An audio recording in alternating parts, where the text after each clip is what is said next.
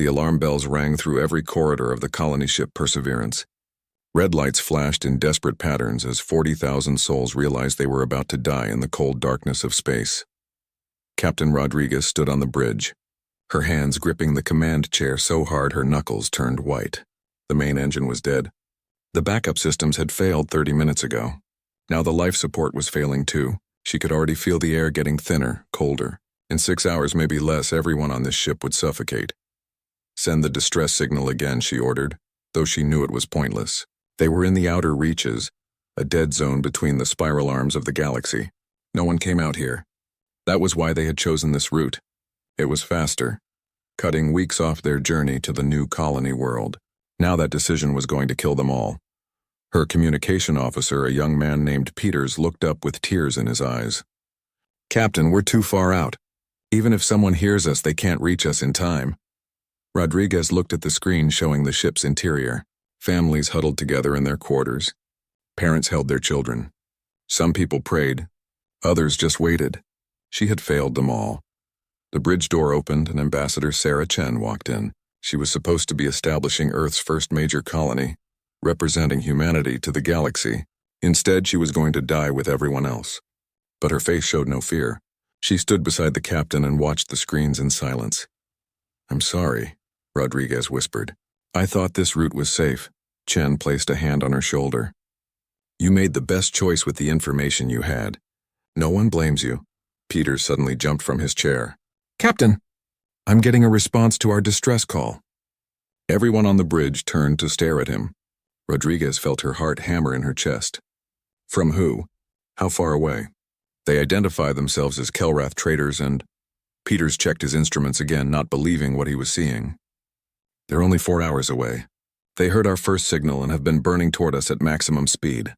4 hours, Rodriguez breathed. "We have 6 hours of air left. It's going to be close, but they might make it. Tell them we have 40,000 people aboard." "Tell them..." "Captain, they already know," Peters interrupted. "They've scanned our ship." "And they're saying..." "They're saying they can take everyone." Chen stepped forward. "How? 40,000 people need life support, space, resources. How can a trader ship handle that?" The answer came back quickly. The Kelrath captain, who called himself Thekna, explained in broken but understandable English. They would dump their entire cargo hold into space. Every piece of merchandise they were carrying, every valuable thing they owned. They would convert the cargo areas into emergency shelters. It would be crowded and uncomfortable, but everyone would survive. "But your cargo," Chen said into the communication channel. "That must be worth a fortune." "Your entire business." There was a pause, then Thekna's clicking, insect-like voice came through the translator. "Life is worth more than profit. We will not let you die when we can prevent it. This is the Kelrath way." Rodriguez watched through the view screen as the Kelrath merchant fleet approached. There were 5 ships, their hulls painted in bright colors with swirling patterns. They looked nothing like the sleek human vessels. These were working ships, worn and practical, and they were dumping everything they owned into the void of space. Crates tumbled into the darkness. Containers of rare minerals, technological components, exotic foods, artwork. Millions of credits worth of goods just thrown away. The Kelrath crews worked frantically, clearing every available space to make room for the humans they had never met. The rescue took 3 hours. The Kelrath docked their ships to the Perseverance and opened their airlocks. Human families streamed through, carrying what few possessions they could grab. The Kelrath crew members guided them gently, their mandibles clicking in what might have been reassuring sounds. They were tall, their bodies covered in chitinous plates that shimmered green and blue under the lights. Their large compound eyes reflected the frightened faces of human children, but their movements were careful, kind. Chen was one of the last to leave the Perseverance. She stood with Captain Thekna in the cargo hold of his flagship, now crammed with humanity. The space smelled strange to her, alien, but it was warm and the air was good. Around her, families were reunited. People were crying with relief. Children were actually laughing. "Captain Thekna," she said formally, "on behalf of humanity and the United Earth government, I thank you. You have saved 40,000 lives today. We owe you a debt that can never be fully repaid." Thekna waved his upper appendages in a gesture the translator interpreted as dismissal. "We seek no debt. We seek no payment. What we did is simply what must be done. When someone is drowning, you pull them from the water. You do not ask for payment afterward. Perhaps that is your way, Chen said quietly. But it is not ours. Let me be very clear about something, Captain. Humanity never forgets a kindness shown to us in our darkest hour. What you did today will be remembered. I promise you that. The Kelrath captain tilted his head in what might have been confusion. His translator was having trouble with the nuances of her tone. We ask nothing. We want nothing. We are simply glad we heard your call.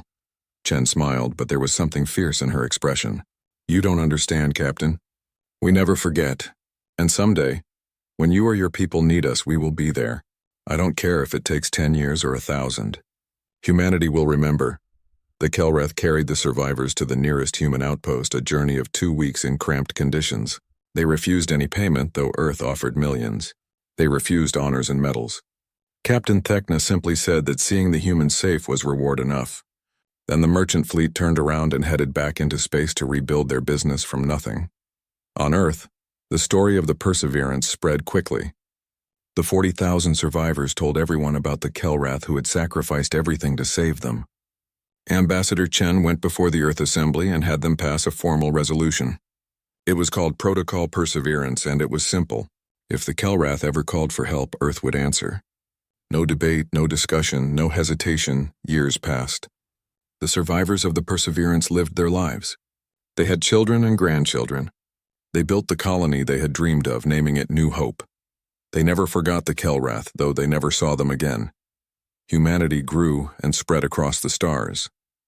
They became traders, explorers, warriors, diplomats. Earth colonies numbered in the hundreds. The human fleet became one of the strongest in the galaxy. They made friends and enemies, joined the Galactic Council, and carved out their place among the stars. And always, in every human school, children learned about the Perseverance. They learned about the Kelrath who asked for nothing and gave everything. They learned that humanity pays its debts. 150 years later, in a small museum on Earth, there was a memorial. It showed a Kelrath ship alongside the Perseverance. Below it, written in 30 languages, were the words Sarah Chen had spoken that day. Humanity never forgets. Most people walked past it without stopping. It was ancient history now. The Kelrath had faded from the news, from politics, from relevance. The galaxy had moved on, but the memorial remained. And the promise remained, waiting for the day it would be needed.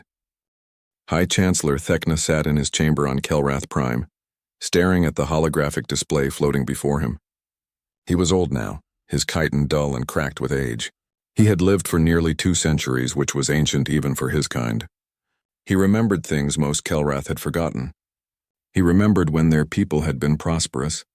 He remembered the days when Kelrath merchant fleets filled the trade routes. Most importantly, he remembered the humans. The display showed the current state of the Kelrath sovereignty.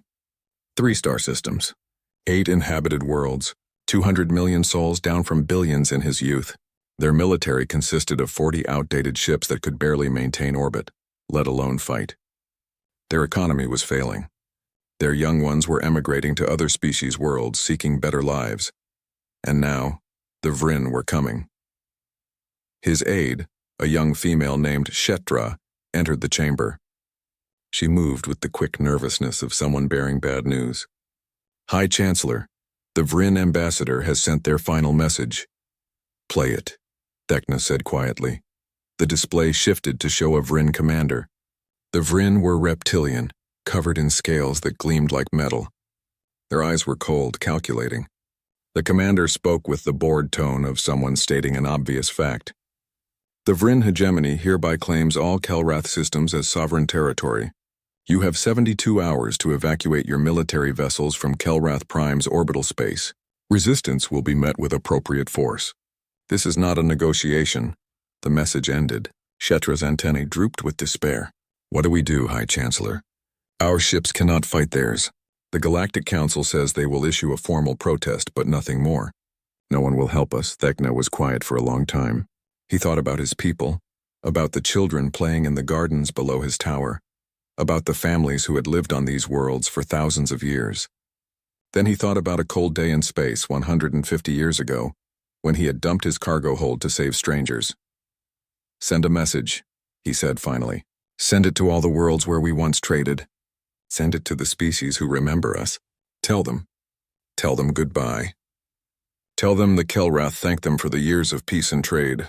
Tell them our story ends, but we end it with dignity. High Chancellor. Shetra was confused. A goodbye message? Yes, Thecna said. We cannot fight. We cannot flee. We cannot hide. But we can choose how we are remembered. Send the message everywhere. Make sure it reaches Earth especially. Earth? Shetra had heard of them, of course. The humans, but they were far away, powerful, busy with their own affairs. Why Earth particularly? Thecna's mandibles clicked in what might have been a sad smile. Because I once met a human who made me a promise. I told her we wanted nothing, expected nothing. But she said humans never forget. I did not believe her then. Perhaps I was right not to, but send the message anyway. The message went out across the galaxy. It was simple and dignified. The Kelrath did not beg. They did not demand help. They simply stated facts. The Vryn were coming. The Kelrath could not stop them. This was the end of their sovereignty, possibly their species. They thanked those who had been their friends. They wished the galaxy well. On hundreds of worlds, the message was received and filed away. Most governments issued polite statements of regret. Some sent sympathy. None offered help. The Vryn were too powerful, too dangerous. No one wanted to risk war over 3 insignificant star systems. But on Earth, something different happened.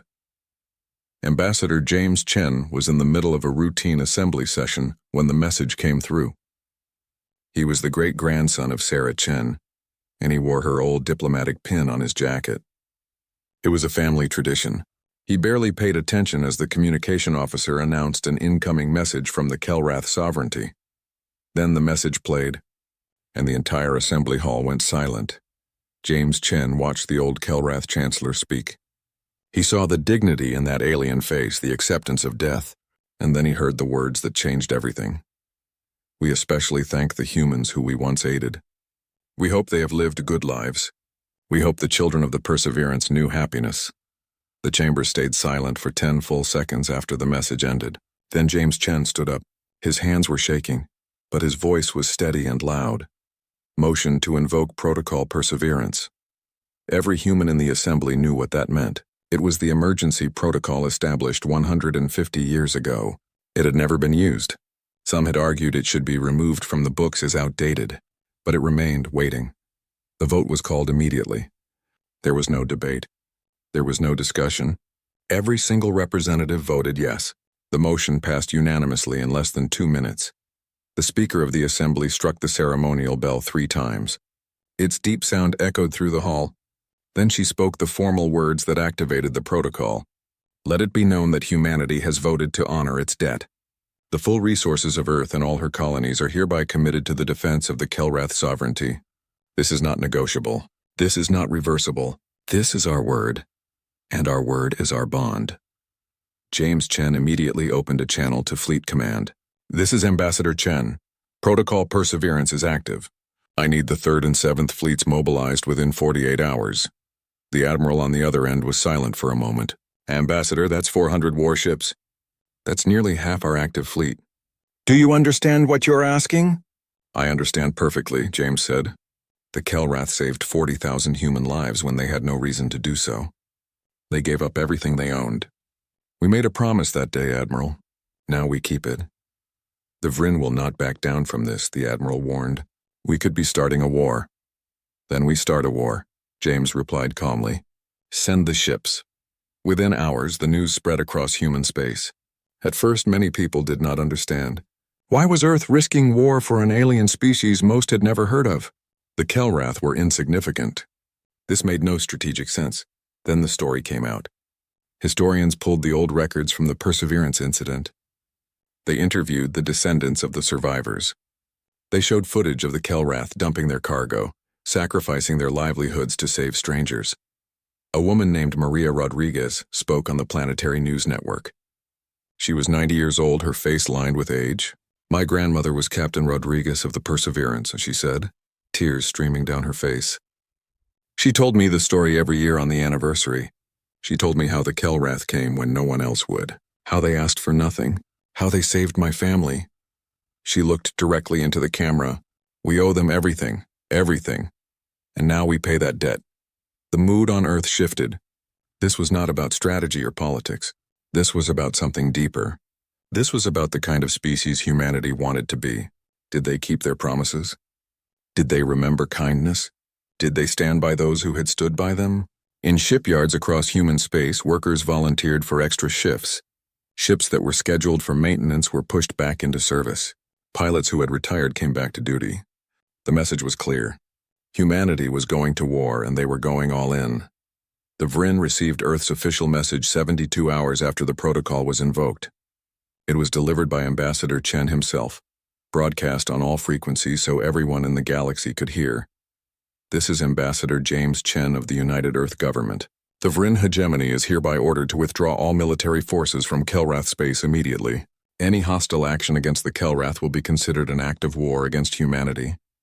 You have 48 hours to comply. This is not a negotiation. The Vrin commander who received the message actually laughed. He sent back a reply dripping with contempt. Humanity threatens war over 3 worthless systems? You overextend yourself for sentiment. We do not fear your emotional theatrics. The Kelrath are ours. Stay out of this. Admiral Kwame Okafor read the Vrin response on the bridge of his flagship, the dreadnought Indomitable. He was a tall man with white hair and scars from a dozen battles. He had fought pirates, rebels, and hostile aliens. He had never lost an engagement. He composed a single-line response and sent it back to the Vrin commander. You should. Then he gave the order, and 400 human warships jumped to faster-than-light speed, heading for Kelrath space. Behind them, 1,000 more ships began preparations to follow if needed. On Kelrath Prime, High Chancellor Thekna received word of what was happening. At first, he did not believe it. Then the reports kept coming. Human fleets were mobilizing. Earth had declared the Kelrath under their protection. They were coming. The old chancellor sat down heavily, his legs suddenly weak. Shetra stood beside him, reading the reports with disbelief. They remembered, Thekna whispered. After 150 years across half the galaxy, through all the changes in time, they remembered. What do we do now? Shetra asked. Thekna looked up at her, and for the first time in months there was hope in his ancient eyes. Now we survive, because the humans are coming, and when humans make a promise, they keep it. The war room on Earth was packed with military commanders, diplomats, and corporate executives. It had been 36 hours since Protocol Perseverance was invoked, and the mobilization was moving faster than anyone thought possible. Admiral Okafor stood at the center of the room, holographic displays floating around him showing ship positions, supply lines, and tactical data. Status report, he ordered. Commander Lisa Park stepped forward. Third Fleet is already in position at the staging area. 212 ships fully armed and supplied. 7th Fleet will join them in 6 hours. That gives us 417 warships total. We also have offers of support from independent captains and colony defense forces. Another 100 ships if we want them. We want them, Okafor said immediately. Every ship counts. What about supplies? That is where things get interesting, sir, Park said. She pulled up a new display. Normally, moving this many ships this fast would strain our logistics network to the breaking point. But we are getting help from unexpected sources. The display showed data streaming in from across human space. Okafor read it with growing amazement. These numbers cannot be right. They are, sir, Park confirmed. Every major human corporation has suspended normal operations to support the deployment. Chenokoro Industries has diverted its entire shipping fleet to move military supplies. Stellar Dynamics is manufacturing ammunition around the clock and delivering it at cost. Morrison Foods is providing rations for free. And those are just the big ones. Small businesses are contributing too. A restaurant chain on Mars is sending care packages to every ship. A toy company on Europa is sending stress relief items for the crew. Ambassador Chen entered the room and several people stood in respect. He waved them back to their seats. I have just come from addressing the Galactic Council, he said. They are not happy with us. 16 different species have filed formal protests. They say we are being reckless, that we are going to start an unnecessary war, that the Kelrath are not worth this level of commitment. And what did you tell them? Okafor asked. Chen smiled grimly. I told them that humanity remembers its friends. I told them that any species which does not understand that concept is not one we wish to associate with, and I told them that if they stand in our way, they will regret it. One of the diplomats, a nervous man named Harrison, spoke up. "Ambassador, some of the council members are suggesting that we are only doing this to expand human influence. They say we are using the Kelrath as an excuse for territorial acquisition." "Let them say what they want," Chen replied. "We know the truth. Every human knows the truth. The Perseverance incident is taught in every school. This is not about politics or territory. This is about honor." A communication officer interrupted. "Sirs, we are getting incoming messages from other species. A lot of them. More protests?" Chen asked tiredly. "No, sir," the officer said, looking confused. "These are offers of support." The room went quiet. Okafor walked over to the communication station. "Show me." The screen filled with messages. The first was from the Turian clans, a warrior species known for their fierce independence. The Turian clans recognize the honor in humanity's actions. "We pledge 12 warships to assist in the defense of the Kelrath. We ask no payment except the right to fight beside you." Another message came from the Osirian free traders, merchants who traveled the space lanes. "Humanity once helped us negotiate fair trade agreements when larger species tried to exploit us. We have not forgotten. We offer our cargo ships to move your supplies and our small defense fleet to scout for you." More messages came in. The Zephyr Collective sent medical ships. The Granite clans offered engineers. Individual captains from a dozen species volunteered their vessels. It was not an invasion force, but it was significant. More importantly, it showed that humanity was not alone in believing that some debts were sacred. "How many total?" Okafor asked. The communication officer did quick calculations. "If we accept all offers, we will have another 80 ships from other species. Not all are military vessels, but they can support the effort." Chen nodded slowly. "Accept them all. Let the galaxy see that this is not just humanity's fight. This is about principle. Any species that values honor and loyalty is welcome to stand with us." 2 days later, the combined fleet gathered at the edge of Kelrath space. It was the largest military force assembled in decades. 400 human warships formed the core, their hulls painted in the blue and white of the Earth Defense Force. Around them floated vessels of a dozen different designs, representing species who had answered the call. On the bridge of the Indomitable, Admiral Okafor looked at the tactical display. The Vryn fleet was already in position around Kelrath Prime, 300 ships well-armed and confident. They had not moved despite the ultimatum. They were calling humanity's bluff. "Open a channel to all ships," Okafor ordered. "All frequencies, including civilian. I want everyone to hear this." The communication officer nodded. "Channel open, sir." Okafor took a breath, then spoke. "This is Admiral Kwame Okafor of the Earth Defense Force. 150 years ago, a human colony ship was dying in the darkness. No one was supposed to be nearby. No one was supposed to hear their distress call. But someone did. The Kelrath heard, and they came. They gave up everything they owned to save people they had never met. They asked for nothing in return." He paused, letting his words sink in. "Today, the Kelrath are the ones in danger. Today, they are the ones facing darkness. And today we answer their call, just as they answered ours. Let it be known across all the stars that humanity pays its debts.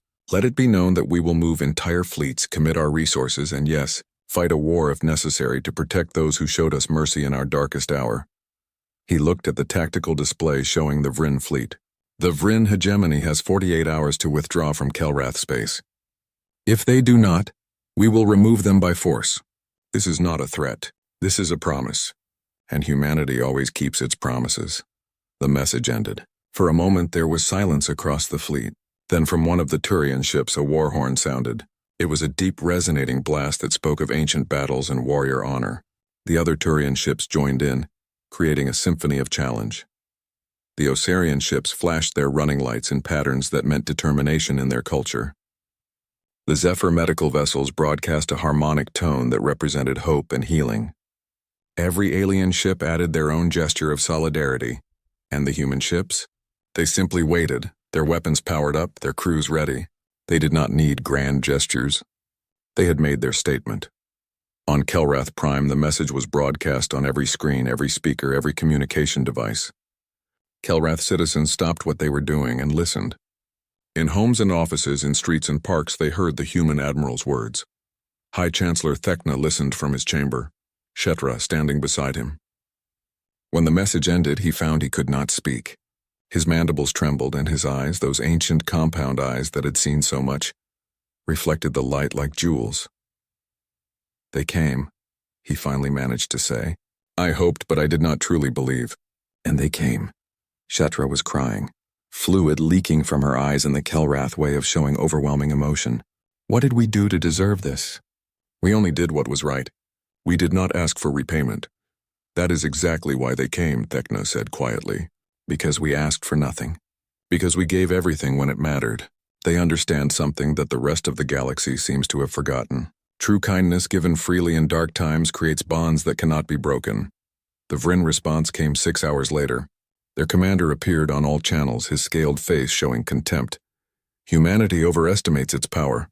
You have 400 ships. We have 300 here, and thousands more throughout our empire. You cannot win this fight. We will not withdraw. If you attack, you will start a war that will cost millions of lives. All of this for 3 insignificant worlds and a dying species? Your sentiment makes you weak." The message played across the fleet. Some commanders looked worried. The Vryn were right about the numbers. If this escalated to full war, the casualties would be enormous. Perhaps they had overcommitted. Perhaps this was a mistake, but Admiral Okafor just smiled. He composed a simple reply, just 3 words, and sent it directly to the Vryn commander. "Test us then." On Earth, the public reaction to the Vryn response was not fear. It was anger. Protests erupted, but not against the military action. People were protesting that the government was not doing enough. Recruitment centers were flooded with volunteers. The mood was clear. Humanity was ready to fight. A video went viral across human space. It showed Maria Rodriguez, the elderly woman who was descended from the Perseverance's captain. She stood in front of the memorial that honored the Kelrath rescue. She spoke directly to the camera, her voice shaking but firm. "My grandmother spent the rest of her life telling people about the Kelrath. She told everyone who would listen that they were the finest beings she ever met. Not because they were powerful, not because they were rich, but because when faced with a choice between profit and life, they chose life without hesitation. She made me promise to remember. And I have. We all have." The human fleet dropped out of faster-than-light travel at the edge of the Kelrath Prime system. 400 human warships appeared in perfect formation, their weapons systems already hot, their shields at full power.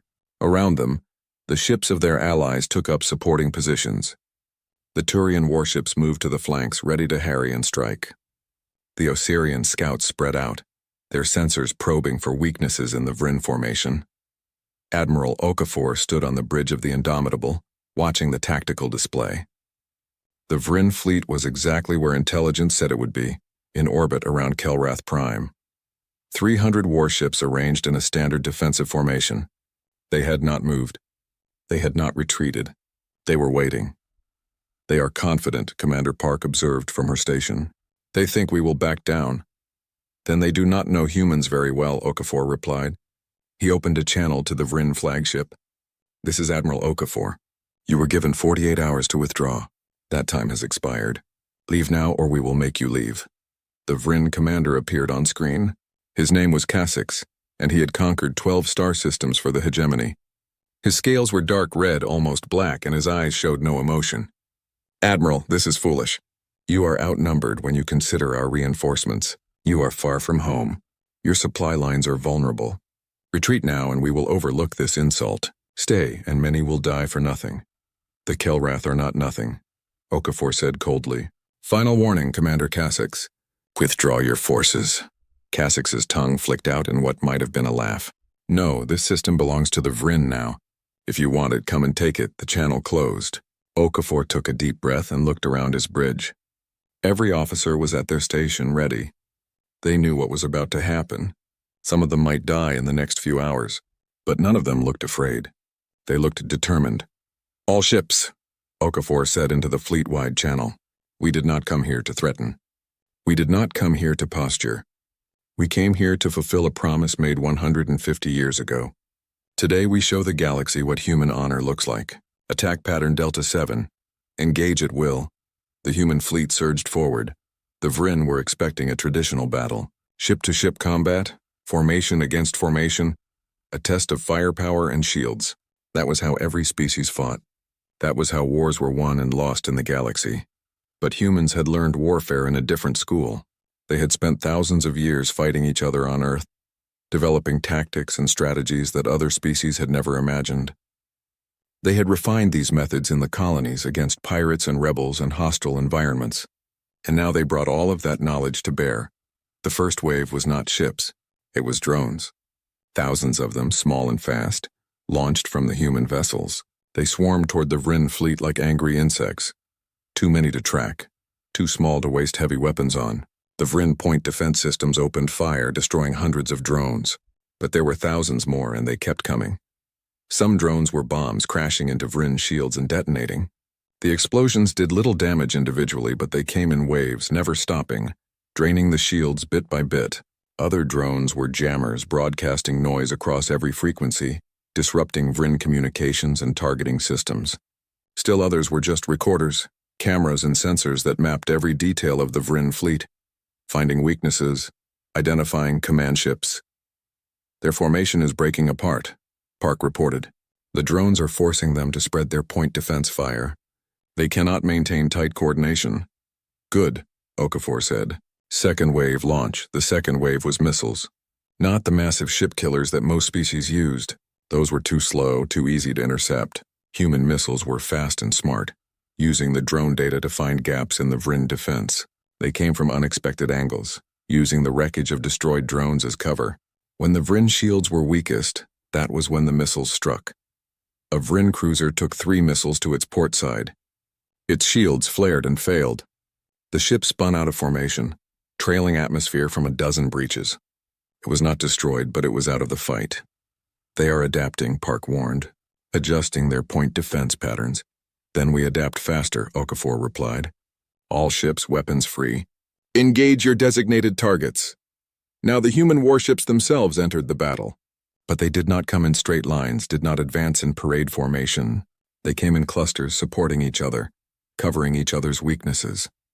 When a Vryn ship focused on one human vessel, 2 others would hit it from different angles.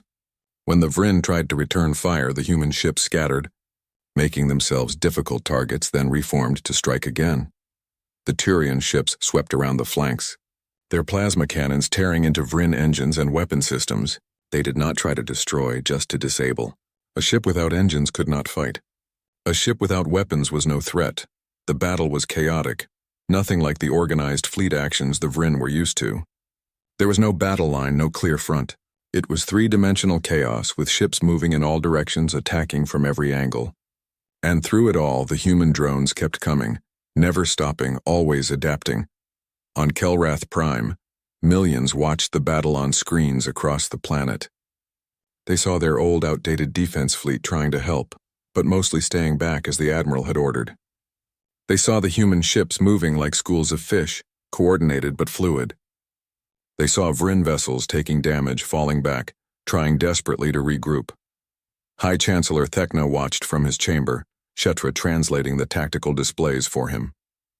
He was old and his eyes were not what they once were, but even he could see that something unprecedented was happening.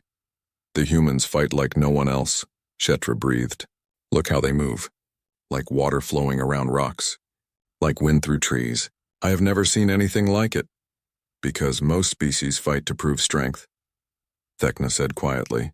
Humans fight to win. There is a difference. On the Indomitable's bridge, alarms suddenly blared. Admiral, multiple FTL signatures incoming. Park shouted. Vryn reinforcements. Okafor watched as 70 more Vryn warships dropped out of FTL behind their position. The tactical display turned red with warnings. They were now outnumbered.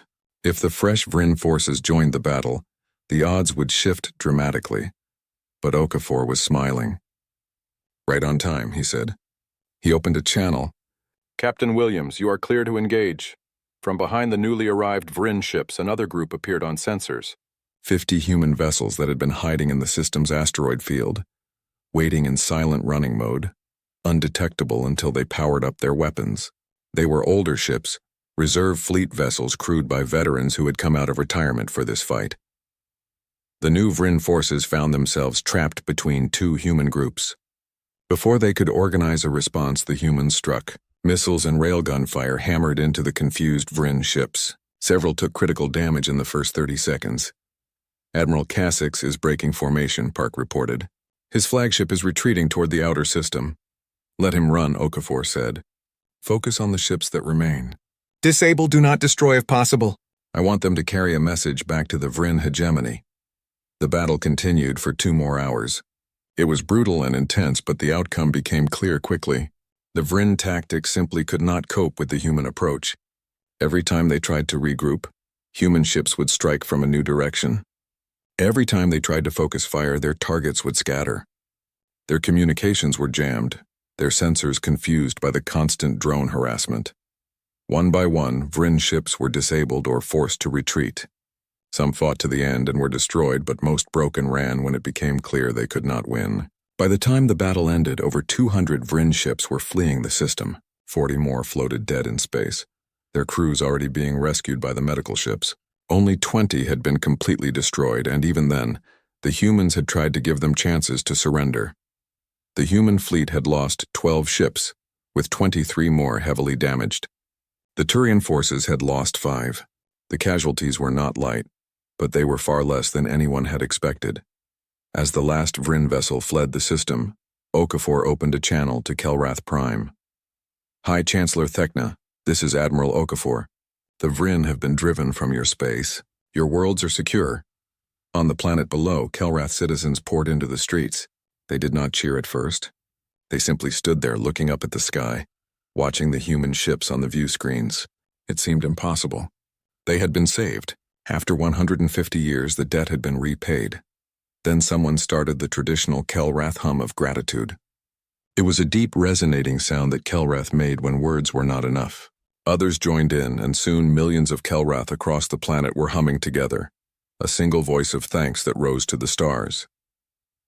In his chamber, Thekna hummed too, his old voice cracking with emotion. Shetra stood beside him, adding her voice to the chorus. They came, Thekna said again, as if he still could not quite believe it. Across all that distance, through all that time, they came. 3 weeks after the battle, Ambassador James Chen stood in the Galactic Council chamber. The circular room was filled with representatives from hundreds of species, their voices creating a cacophony of sound as they argued and debated. The topic, as it had been for weeks, was humanity's actions in Kelrath space. The Vryn ambassador, a different one since Casix had been recalled in disgrace, stood at one of the speaking platforms. His voice was angry, humiliated. Humanity attacked Vryn forces without provocation. They violated our territorial claims. They must be censured, sanctioned, and forced to pay reparations. Other voices joined in. Some species were concerned about humanity's display of military power. Others worried about the precedent this set. If any species could declare protection over any other, where would it end? The galaxy needed order, structure, rules. Chen waited patiently for his turn to speak. When the moderator finally called on him, he walked slowly to the central platform. The chamber quieted. Everyone wanted to hear what humanity would say. Honored delegates, Chen began, his voice calm and clear. I have heard your concerns. I understand your worries. But I want to be absolutely clear about something. Humanity does not apologize for what we did. We would do it again tomorrow if needed. And we will do it again for any species that earns our loyalty the way the Kelrath did. The chamber erupted in shouting. Chen waited for it to die down, then continued. The Vryn claim we attacked without provocation. But they are wrong. The Kelrath asked for nothing, but we heard their goodbye message. We heard them accepting death with dignity. That was all the provocation we needed. Because 150 years ago, the Kelrath saved 40,000 human lives at tremendous cost to themselves. They created a debt whether they wanted to or not. He looked around the chamber, making eye contact with as many delegates as possible. Today I'm here to propose something new. The Galactic Council has rules for trade, for borders, for 1,000 small things. But we have no rule about the most important thing of all, loyalty. We have no protection for species that help others in their darkest moments. Today that changes. Chen pulled up a holographic document for everyone to see. This is the Perseverance Doctrine. It is simple. Any species that provides life-saving aid to another species in a time of existential crisis, asking nothing in return, is granted protected status.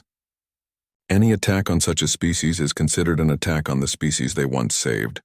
This creates a web of mutual protection based on actual demonstrated kindness, not just political alliances. The Vryn ambassador hissed in anger. This is absurd.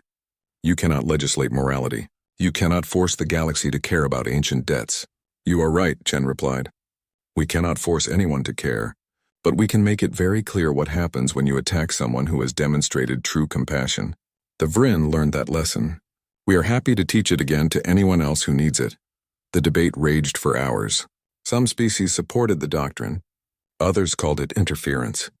But in the end, something unexpected happened.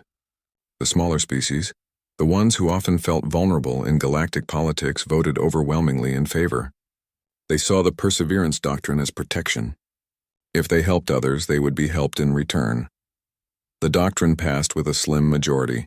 It was not perfect, and it would take years to fully implement, but it was a start. The galaxy now had a formal recognition that some debts were sacred. While the politicians debated, the real work was happening in Kelrath space.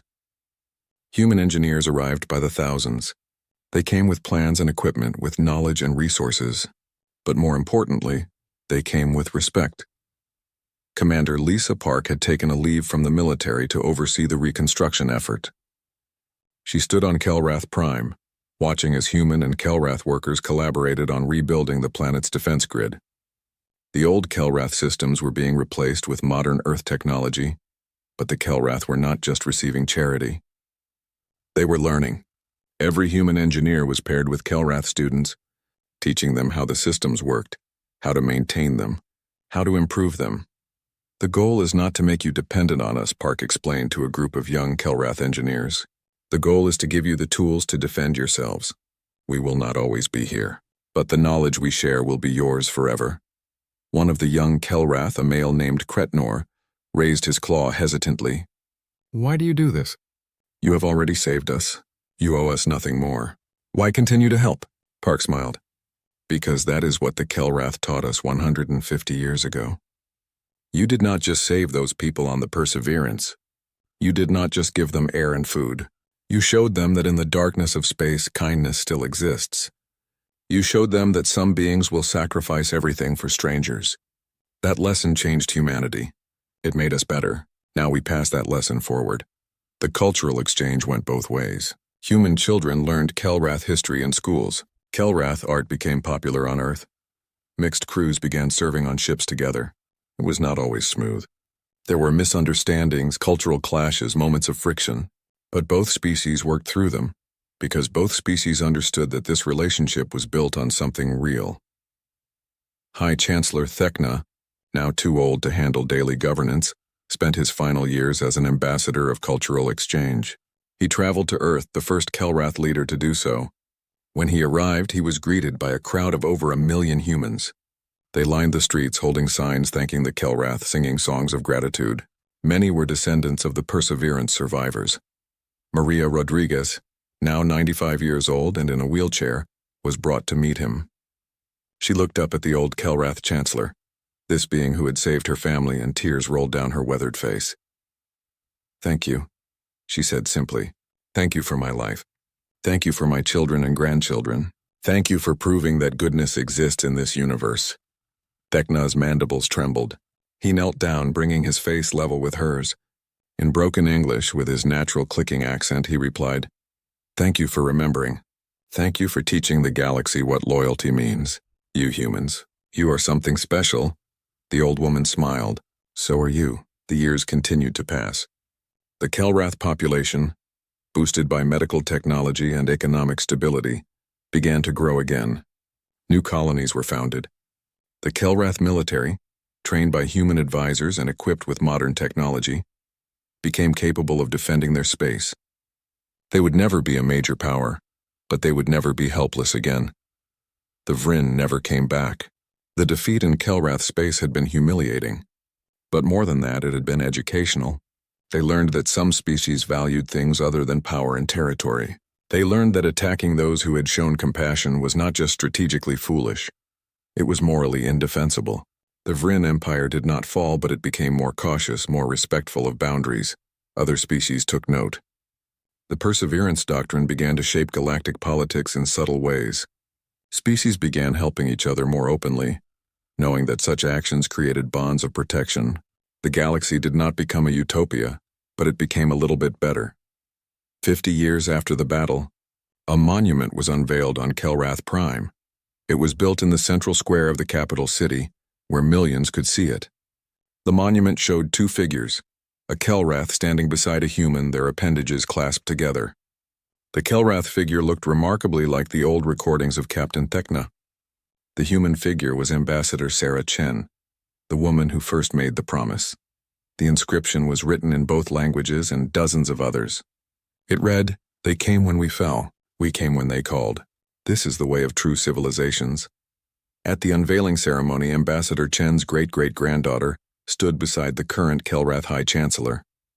They were friends, these two, having grown up together in the new era of human-Kelrath cooperation. The human woman, named Sarah after her ancestor, spoke to the crowd. "My great-great-grandmother made a promise 150 years ago. She said humanity never forgets. Today, we have kept that promise. But this monument is not about the past. It is about the future. It is a reminder to every generation that will come after us. Kindness matters. Compassion matters. And when someone shows you mercy in your darkest hour, you remember. And when their hour comes, you stand with them, no matter the cost." The Kelrath Chancellor, a young female named Thara, named after the old High Chancellor Thekna, as was tradition, spoke next. Her voice was strong, confident. The Kelrath were dying. Our species was fading. We had accepted our end. Then humanity came. They did not come for profit or territory. They came because 150 years ago, we did the right thing. We showed kindness to strangers, and that kindness, given freely, expecting nothing, created a bond that saved our species. She looked at Sarah, then at the monument, then at the crowd of thousands of humans and Kelrath standing together. Our children will learn this story. Their children will learn it. For as long as the Kelrath exist, we will remember, and we will teach the galaxy what humanity taught us, that true strength is not in weapons or ships. True strength is in keeping your word, in standing by those who stood by you,